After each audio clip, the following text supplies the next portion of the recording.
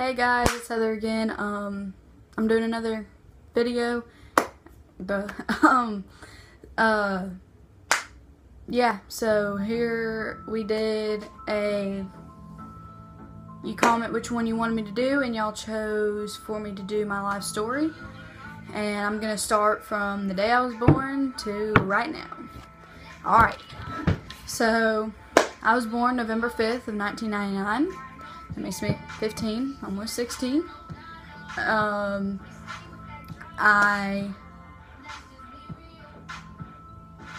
I was born, I was in the hospital for about the first 6 months of my life. Well, I got out and then I went back and had some problems with my heart, and they had to have a scar right there where they had to stick a needle through my arm to my heart to save my life.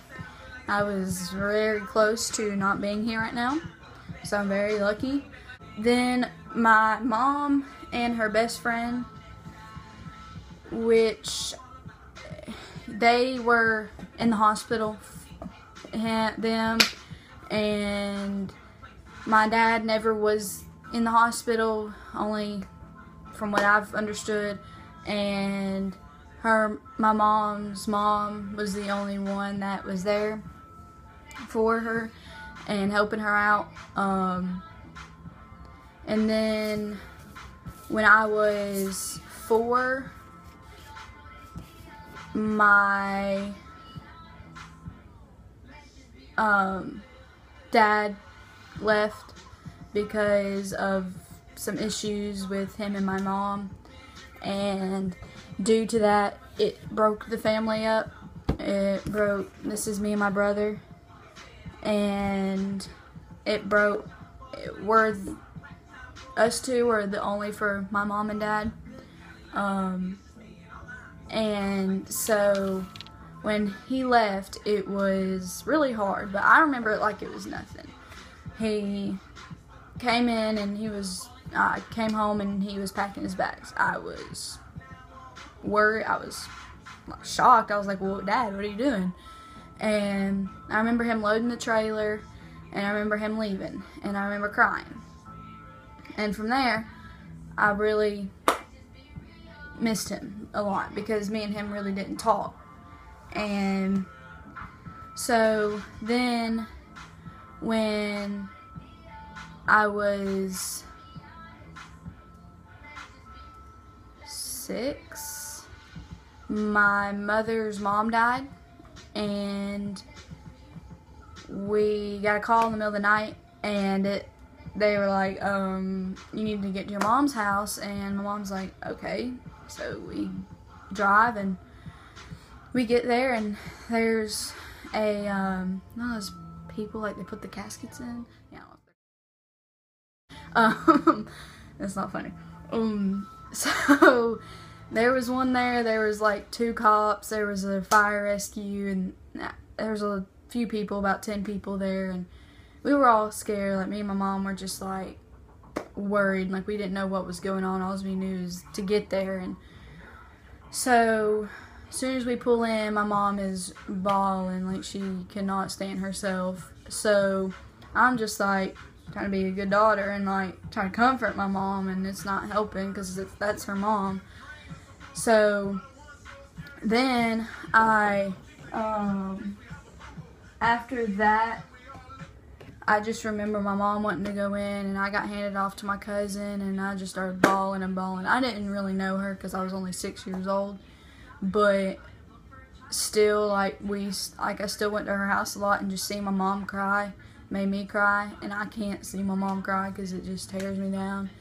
So I was handed off to my cousin, and after that we left, and she came out in a white sheet, and it all ended with that. And then this was also later that year when we went to me and my brother, when we went to Disney. This is my other brother, Justin. He's 23, I think, and my other brother now, he's 18. And this is me and my mom. This was me in pre-K, I think. I don't know. I know I look innocent, but I promise you, probably wasn't. Yeah, I wasn't, because I remember a lot of stuff. Nope. This is also another one from the one of me and my mom. We went to Disney, and hey, that was fun. My brother broke his arm, but it was funny. That's his fault for riding a skateboard. So kids, don't ride skateboards, because you might end up like my brother. But just kidding. If that's what you want to do, go for it. But anyways, and so then a few years later, it's pretty sad that I don't remember what year it was, but my great-grandmother died, and she lived in Illinois, and we went up to Illinois and went to her funeral, and I got a few things from her, like this desk right here, a jewelry box that's broken because I've moved so much in like the past year or two that it's like it got broken during the move. Pretty sad. I hated it because I was mad. And my dolls that she gave me, they're gone. Can't do nothing about it. I mean, I wish they were still here because they were worth a lot of money. Then after that was about 5th grade, no, 4th grade, maybe 3rd grade, 4th grade, something like that. And when from my schools that I've been to, I'm gonna go ahead and say them. From kindergarten or pre-K, I went to somewhere, I don't know, where I got my head stuck in that little Jeep headlight thingy-majigger that I was talking about last video. Yeah, I went there, wherever that was, which was Lost Mountain, I think, in Dallas. Kindergarten, I went to McGarity, and in McGarity Elementary. 1st and 2nd grade, I went to Mission Road in Cartersville.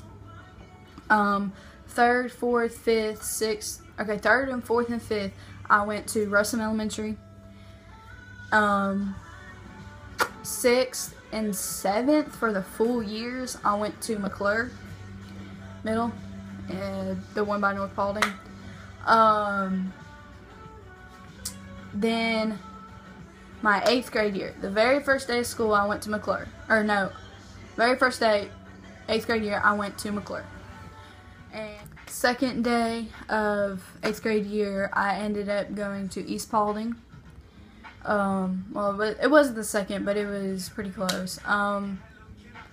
Then, about close around to Christmas time, I went back to McClure. Yeah, and before that, here's some, this one right here, forget him, I don't really, yeah, screw him. Kelly, she's a really good friend of mine, really, like my best friend. Like pretty much, yeah, sister. Yeah, I met her when I went to East, and she's pretty much how I became so, like how I started at East. And after I left East, I went to McClure. I said that already. So when I got to McClure, you know, I met up with all my old friends. I got my same schedule back. Yeah, I mean, it was the usual drama. I don't really, just shut up. Like, I don't care. Then after that, I don't remember. It was, I don't remember what time it was. It was probably about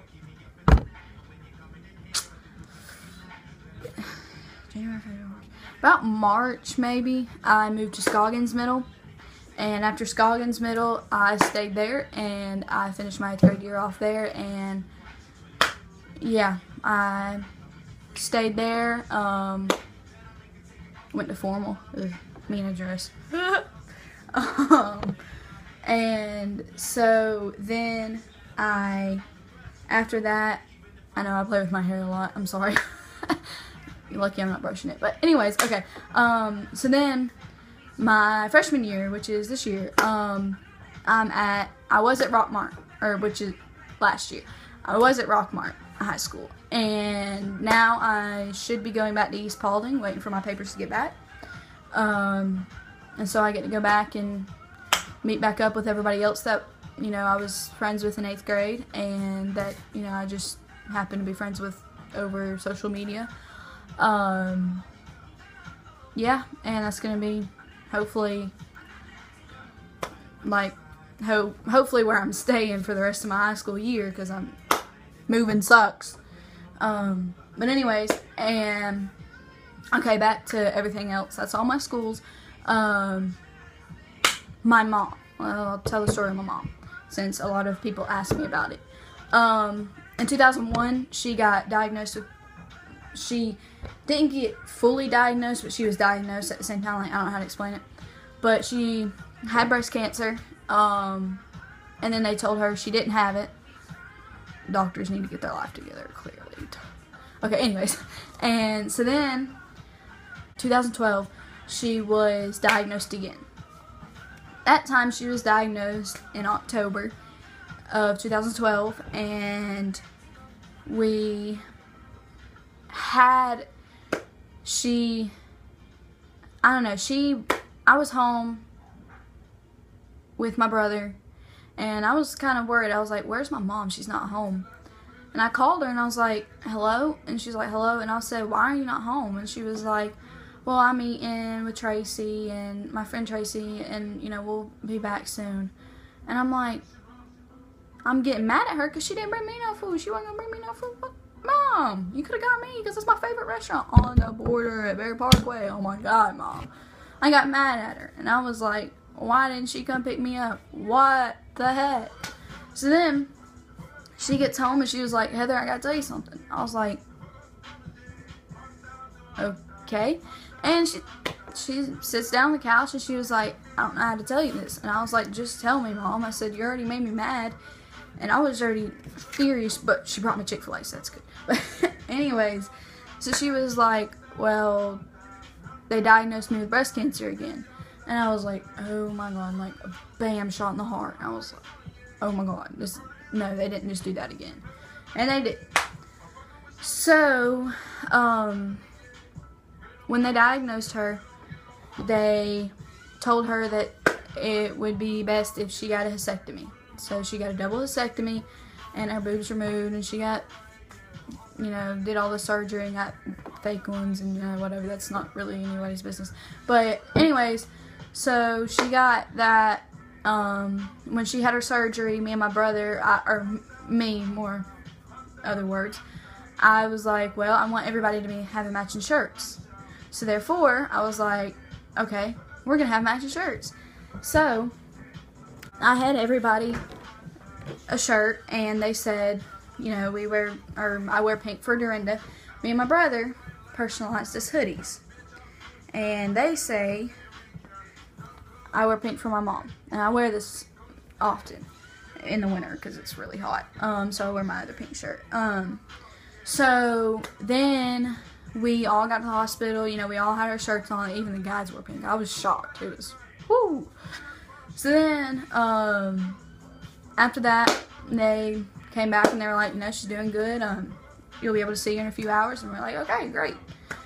And the funniest part was my brother freaking builds a fort underneath the chairs in the visiting. Really? I swear, people came in and were like, did y'all move in? Because we had like 15 blankets, 5 pillows, computers, headphones, like it was nothing, chargers plugged all around us. It was crazy. Anyways, and so then after that, we had her friend Tracy that she was out dinner with that night.